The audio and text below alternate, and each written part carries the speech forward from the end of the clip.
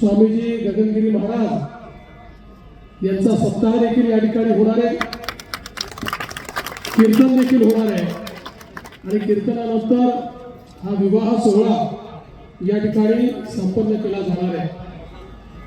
मला अतिशय आनंद आहे की आम्ही सगळे या सोहळ्यामध्ये या ठिकाणी उपस्थित आहोत।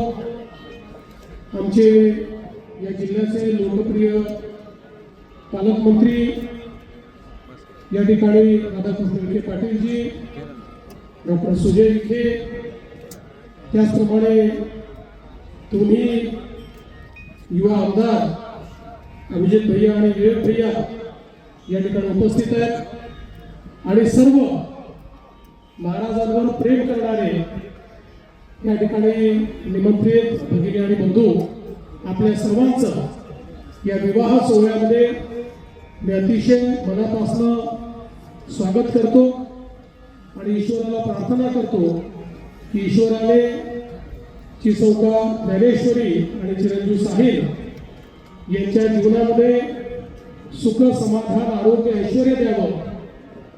ज्या प्रकारे इंदुरीकर महाराजांनी समाजामध्ये लोकजागरणाच्या माध्यमातून एक सशक्त अशा प्रकारचा समाज तयार केला आणि समाजाला एक दिशा देण्याचं काम केलं, त्याच पद्धतीनं तोच आनंद हा या मुलांच्या जीवनात यावा अशा पद्धतीनं ईश्वराला प्रार्थना करतो आणि बाबांच्या वतीने आलेल्या सर्व या ठिकाणी पाहुण्यांचं मी मनपूर्वक स्वागत करतो।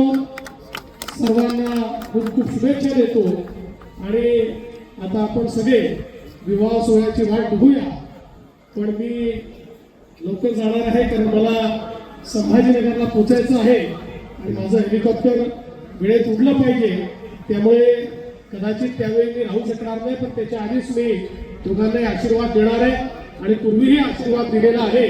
त्यामुळे मला असं वाटतं की आज या आनंदाच्या क्षणी आम्ही आपल्यासोबत उपस्थित राहू शकलो, याबद्दल अतिशय आनंद आहे। आपण निमंत्रित केलं त्याबद्दल आभार मानतो आणि माझं बोलणं संपवतो। महाराजांना विनंती। एबीपी माझा, उघडा डोळे बघा नीट।